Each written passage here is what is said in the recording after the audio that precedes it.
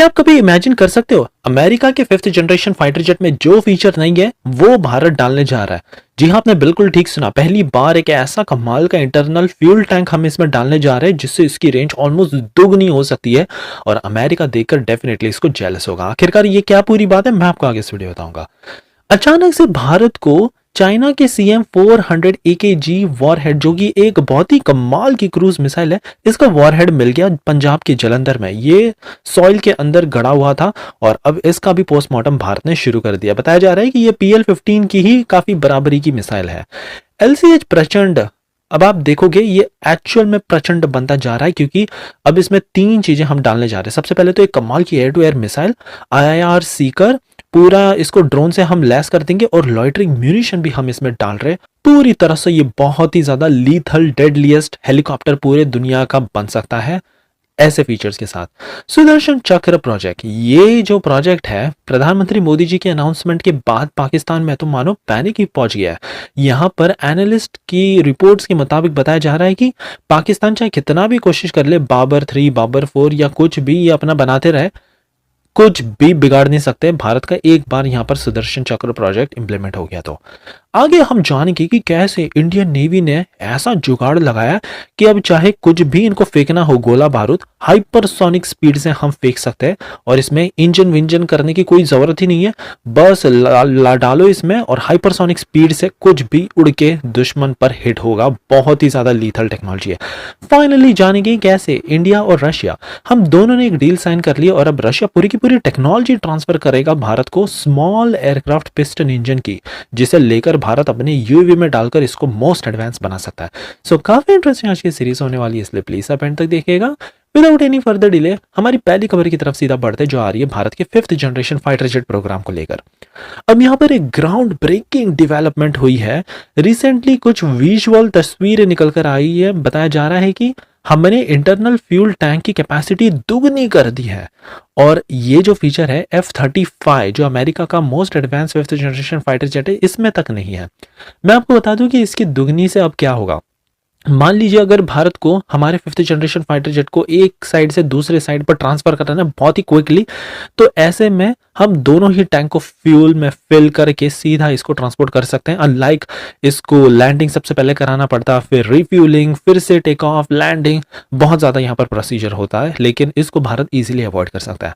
और हमने इसका बहुत ज्यादा कंपैटिबिलिटी सारा कुछ चेक करके इसको इतना ज्यादा वर्सेटाइल बना दिया है। एक साइड पर तो इसका फ्यूल टैंक होगा और दूसरे साइड पर हम चाहे तो अस्त्र MK2 मिसाइल या चाहे कोई भी एयर टू एयर मिसाइल ला सकते हैं, या फिर अगर हमको मिसाइल नहीं डालनी है तो फिर ये फ्यूल टैंक का काम करेगा। अब ये जो फीचर है ना, अमेरिका ने बहुत ट्राई किया लेकिन अब तक ये बना नहीं पाए, बट भारत के 5th जनरेशन फाइटर जेट में पहली बार ये आ रहा है और एक बार बन जाने के बाद ये वर्ल्ड का only 5th generation fighter jet होगा जिसके पास ऐसी कमाल की कैपेबिलिटी होगी।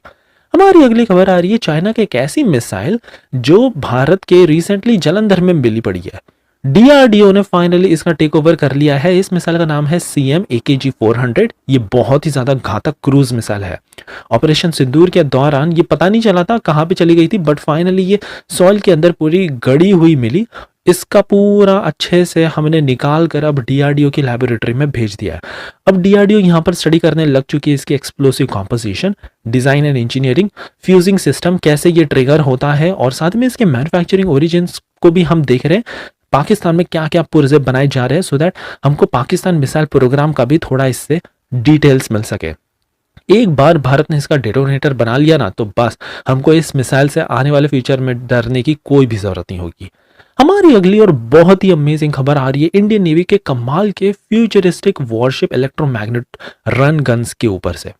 मैं आपको बता दूं रिसेंटली भारत ने एक इलेक्ट्रोमैग्नेटिक रेल गन तैयार की है। बहुत ही ज्यादा ये कटिंग एज वेपन टेक्नोलॉजी है। मान लीजिए अगर कोई गोला बारूद है हमको दुश्मन की शिप पर फेंकना है तो आमतौर पर यहाँ पर बहुत ही हाई एक्सप्लोसिव का यूज किया जाता, बट अब नहीं, सीधा इस रेल गन में डालो, अब जानकर शॉक रह जाओगे। ये तो सुपरसोनिक भी नहीं, हाइपरसोनिक स्पीड से गोला बारूद फेंकती है, मार्क 6 या उससे भी हाई।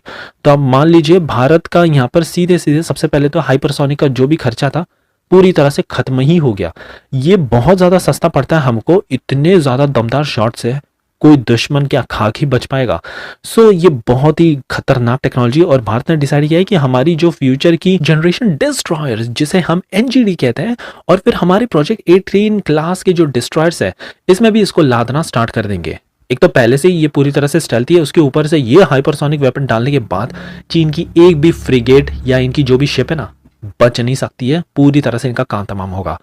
हमारी अगली खबर एलसीएच प्रचंड को लेकर आ रही है। अब ऑलरेडी ये काफी खतरनाक है, लेकिन हमने प्रचंड को और भी ज्यादा प्रचंड बना दिया है। पाकिस्तान की एक जो इनकी स्ट्रेंथ है, बेसिकली ये बहुत सारी यूएवीज डिप्लॉय करने लग चुके हैं भारत के खिलाफ। ये हमारी जो भी मूवमेंट है इसकी बारीकी से निगरानी रख रहे हैं, और साथ ही में इनके कुछ यूएवी ये छोटे मोटे पेलोड को भी फायर कर सकते हैं। तो बस इंडियन आर्मी ने डिसाइड किया है कि हमारा जो एलसीएच प्रचंड है ना, इसमें सबसे पहले तो हम एक एयर टू एयर मिसाइल डालने जा रहे हैं। इसके अलावा हम एक लॉइटरिंग म्यूनिशन भी डालेंगे, सो दैट ये टारगेट को ढूंढ कर उसके ऊपर मंडराए, तुरंत उसके ऊपर गिर पड़े। तीसरा, हम एक यूएवी ड्रोन डालेंगे, सो दैट ये जानकारी ऊपर से हमको इजीली देता रहे, हेलीकॉप्टर में सारी जानकारी जाए और हमारी मिसाइल तुरंत उसको फायर करे। तो एक तौर से anti drone Hunter helicopter system Bharat तैयार कर रहा है। इतनी खतरनाक टेक्नोलॉजी से भारत इजीली इसको वर्ल्ड का मोस्ट लीथल हेलीकॉप्टर भी बना सकता है। हमारी अगली खबर आ रही है भारत के सुदर्शन चक्र प्रोजेक्ट को लेकर। अब जैसे ही भारत ने सुदर्शन चक्र प्रोजेक्ट का अनाउंसमेंट किया, मानो कि पूरे पाकिस्तान में तो पैनिक ही मच गया।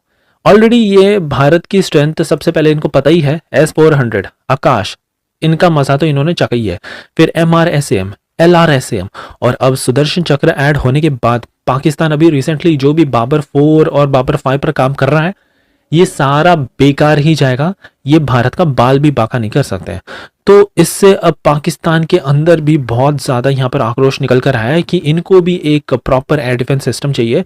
चाइना का तो पूरी तरह से मेड इन चाइना ही निकला जिस हिसाब से इनका ब्रांड है।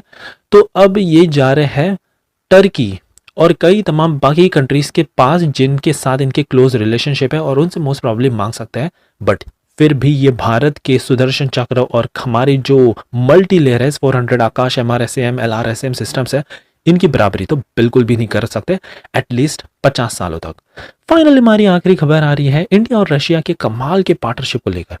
रशिया तैयार हो गया है भारत को पूरी लोकल प्रोडक्शन देने के लिए, टेक्नोलॉजी दे रहा है ये स्मॉल एयरक्राफ्ट पिस्टन इंजन की। अब भारत ये इंजन का यूज करके हम हमारे यूएवीज और लॉइटरिंग म्यूनिशन में डालेंगे। ऑलरेडी आपको पता ही होगा हमारे पास ये टेक्नोलॉजी है, लेकिन ये वाली जो रशिया की है ना थोड़ी सी कमाल की है, क्योंकि इस इंजन में मिलता है हमको एक्सटेंडेड एंड्योरेंस, 24 घंटे तक का फ्लाइट, और ये हायर पेलोड को भी सपोर्ट करती है। प्रिसिजन स्ट्राइक कैपेबिलिटी में ये बहुत ज़्यादा इंपॉर्टेंट क्राइटेरियाज रहता है, और भारत को ये ताकत अब मिलने जा रही है। भारत में ही पूरा का पूरा मैन्युफैक्चरिंग यहाँ पर शुरू होगा एक बार ये पूरी टेक्नोलॉजी ट्रांसफर मिल जाए तो बस एग्रीमेंट साइन हो चुका है, अब प्रोसीजर स्टार्ट होगा टेक्नोलॉजी ट्रांसफर का। सो ये थी हमारी कमाल की न्यूज़ सीरीज। आई होप आपको आज की सीरीज पसंद आई हो, और एज यूजुअल प्लीज़ एक लाइक करना मत भूलिएगा आप कैसे कमाल का सपोर्ट दिखाने के लिए।